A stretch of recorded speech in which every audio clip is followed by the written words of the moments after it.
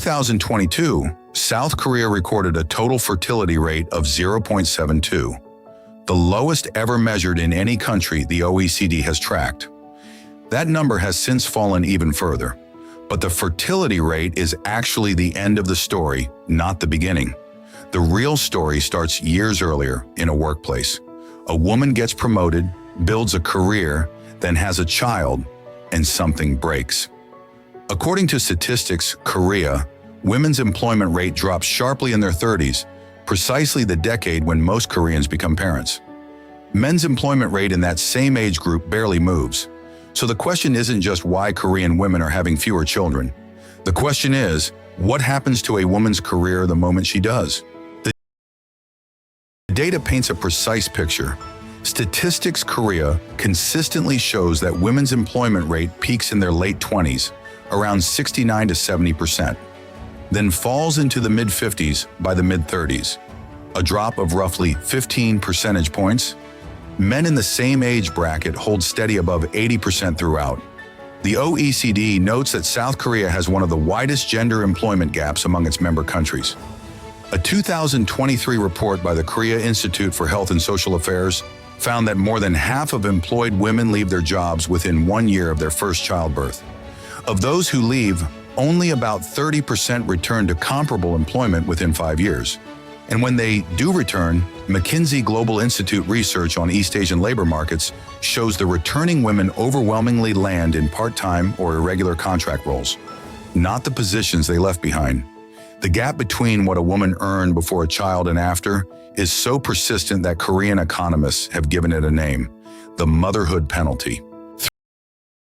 Three structural forces created this trap, and they reinforce each other. The first is the design of Korean corporate culture.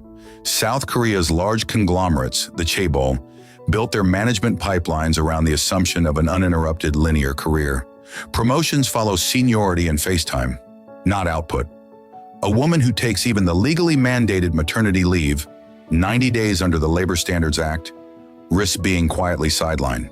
The second force is the near-total privatization of childcare cost and effort.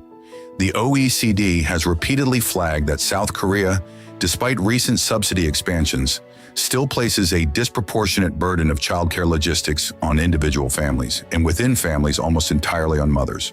Public childcare slots remain scarce relative to demand in major cities, documented in annual reports by the Ministry of Health and Welfare.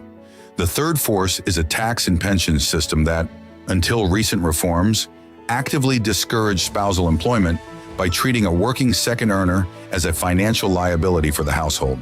Together, these three forces don't just push women out, they make re-entry economically irrational for many families. The consequences reach well beyond individual careers. The Bank of Korea has estimated that closing the gender employment gap could add as much as 0.5 percentage points to annual GDP growth, a meaningful figure for a mature economy already facing demographic headwinds. Then there is the pension system. Women who leave the workforce for a decade accumulate substantially fewer National Pension Service contributions, leaving a large cohort of older Korean women with inadequate retirement income. A pattern confirmed in Statistics Korea's elderly poverty data, which shows women over 65 face poverty rates roughly double those of men in the same age group. And the fertility paradox completes the circle. Research by the Korean Development Institute has found that women who perceive a high career cost to motherhood are statistically less likely to have children at all. The very structures designed around a breadwinner model have ended up suppressing both female employment and birth rates simultaneously. The worst of both outcomes. South Korea is not a uniquely broken case. It is an accelerated version of a pattern visible in Japan, Italy, and parts of Eastern Europe. When corporate culture, childcare infrastructure, and tax policy all align around a single earner assumption, they create a structural trap that no individual woman can escape through personal effort alone. The lesson is architectural. Fertility does not recover simply by offering cash bonuses for children, as Korea's own experience with pronatalist spending has shown. What changes outcomes is redesigning the structure. Affordable, universal childcare, genuine flexibility in career progression, and pension systems that do not punish interruption. Countries that have moved furthest in this direction, Sweden, Iceland, Portugal more recently have seen both female labor participation and birth rates stabilize. Korea's data is extreme, but the mechanism is universal. Build a system that treats a career break as a permanent exit, and enough women will simply choose not to start the sequence at all.